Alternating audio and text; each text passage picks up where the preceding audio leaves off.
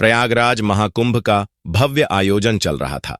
संगम के तट पर आस्था का सैलाब उमड़ा हुआ था। लाखों की भीड़ गंगा में डुबकी लगा रही थी। अखाड़ों की चहल पहल और हर तरफ साधु संतों के तंबू लगे थे। लेकिन इस बार इस पवित्र आयोजन के बीच कुछ ऐसा होने वाला था जिसने सभी को हिलाकर रख दिया। सेक्टर 14 के बड़े शिविर में एक दिन सुबह एक नया साधु पहुंचा। उसकी लंबी दाढ़ी, माथे पर चंदन का बड़ा टीका और गेरुआ वस्त्र उसे बाकी साधुओं जैसा ही बना रहे थे। वह धीरे धीरे शिविर के अंदर आया और मुख्य साधु के चरणों में झुक गया। मुख्य साधु ने उसकी ओर देखा और बोले, महात्मा जी, आप कहां से पधारे हैं? नए साधु ने हाथ जोड़ते हुए जवाब दिया, काशी से यहां संगम पर साधना करने की इच्छा थी, इसलिए आ गया। मुख्य साधु ने सिर हिलाते हुए कहा, बहुत अच्छा, यह पवित्र भूमि है, आप यहां आराम से रह सकते हैं। साधु शिविर के एक कोने में बैठ गया। उसने अपने झोले से एक पोटली निकाली, उसमें से चंदन और राख अपनी हथेलियों पर लगाया और ध्यान में बैठ गया। बाकी साधु उसकी ओर ज्यादा ध्यान नहीं दे रहे थे, क्योंकि महाकुंभ में रोजाना ऐसे नए चेहरों का आना जाना आम था। दिन भर वह साधु अन्य संतों के साथ साधारण तरीके से समय बिताता। वह सुबह जल्दी गंगा स्नान करता, दिन भर प्रवचन सुनता और रात होते ही ध्यान में लीन हो जाता। लेकिन रात के समय उसका व्यवहार हार बदल जाता। किशोर, जो उस शिविर में सेवा का काम करता था, ने पहली बार गौर किया कि यह नया साधु हर रात चुपके से शिविर से बाहर चला जाता है। एक रात किशोर ने देखा कि वह साधु शिविर के पीछे गया और जमीन में कुछ दबा दिया। किशोर ने अगली सुबह अपने दोस्त मनीष से बात की। किशोर ने अपने दोस्त से कहा, यार, मुझे लगता है यह नया बाबा कुछ गड़बड़ है। फिर मनीष ने कहा, क्यों, ऐसा क्या किया उन्होंने? किशोर ने बताया, कल रात मैंने देखा कि ये कुछ जमीन में दबा रहे थे। पता नहीं, लेकिन कुछ तो अजीब है। मनीष ने हंसते हुए कहा, अरे, तुझे हर किसी पर शक होता है, हो सकता है वह कोई पूजा सामग्री हो। लेकिन किशोर का मन शांत नहीं था। उसने तय किया कि वह इस साधु पर नजर रखेगा। उसी दिन प्रयागराज पुलिस को एक गुमनाम कॉल आया। कॉलर ने बताया कि महाकुंभ में एक आतंकवादी साधु के भेष में छुपा हुआ है और वह किसी बड़े की योजना बना रहा है। यह सुनकर पुलिस तुरंत सतर्क हो गई। इंस्पेक्टर राजीव शर्मा, जो महाकुंभ की सुरक्षा के प्रमुख थे, ने अपनी टीम को अलर्ट कर दिया। इंस्पेक्टर राजीव, हमें हर शिविर की जांच करनी होगी। किसी भी संदिग्ध गतिविधि को नजरअंदाज नहीं किया जाएगा, खासकर नए चेहरों पर ध्यान दो। पुलिस ने सभी शिविरों की गुप्त निगरानी शुरू कर दी। इस बीच सेक्टर 14 के शिविर में वह नया साधु सामान्य तरीके से दिन बिता रहा था, लेकिन रात को उसकी हरकतें जारी थीं। एक रात किशोर ने देखा कि साधु झोले से एक कागज और छोटा उपकरण निकाल रहा था। वह झोला लेकर शिविर से बाहर चला गया। किशोर ने साहस जुटाया और उसका पीछा किया। साधु सीधे गंगा घाट के पास गया, जहां उसने एक व्यक्ति से मुलाकात की और दूसरे साधु से कहा, सब कुछ योजना के अनुसार चल रहा है, कोई शक नहीं हुआ है। अनजान व्यक्ति बहुत अच्छा, बस सही वक्त का इंतजार करो। फिर किशोर ने इन दोनों की बातचीत दूर से सुनी और अपने फोन से इसे रिकॉर्ड करने की कोशिश की, लेकिन वह बहुत डर गया था। अगले दिन उसने यह बात मुख्य साधु को बताई। किशोर ने कहा, महाराज, वह साधु कुछ गड़बड़ है। मैंने उसे कल रात किसी अजनबी से बात करते देखा। मुख्य साधु ने गंभीरता से कहा, यह बहुत गंभीर बात है, हमें पुलिस को सूचित करना चाहिए। फिर किशोर ने हिचकते हुए कहा, अगर वह दोषी निकला तो मुख्य साधु यह जोखिम उठाने लायक नहीं ऐसा करते हैं। आज रात उसकी हरकतों को फिर से देखते हैं। अगली रात किशोर ने और मुख्य साधु ने तय किया कि वे उस संदिग्ध साधु पर नजर रखेंगे। किशोर ने अपना फोन तैयार रखा और मुख्य साधु ने शिविर के कुछ अन्य साधुओं को भी अलर्ट कर दिया।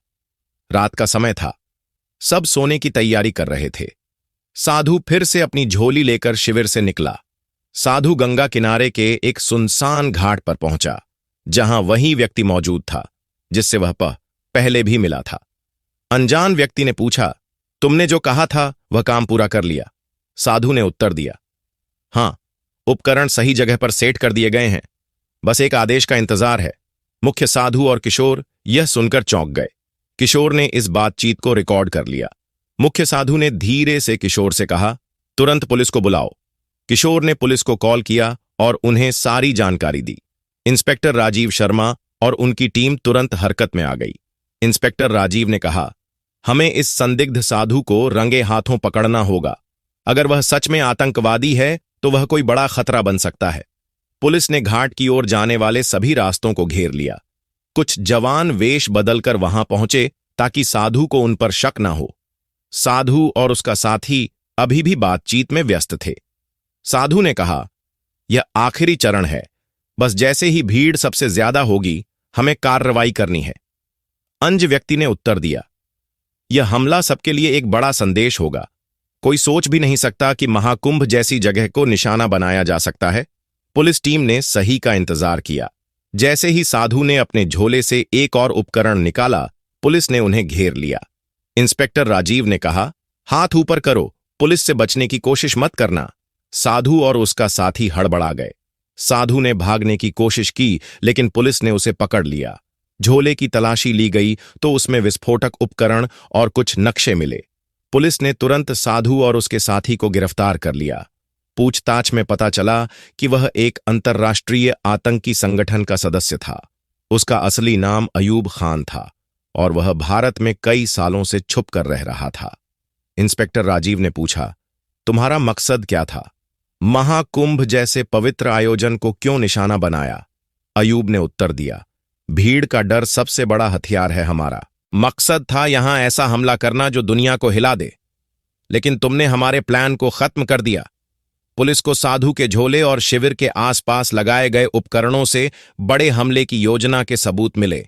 अगले दिन प्रयागराज पुलिस ने मीडिया को बताया कि महाकुंभ में एक बड़ा आतंकी हमला टल गया।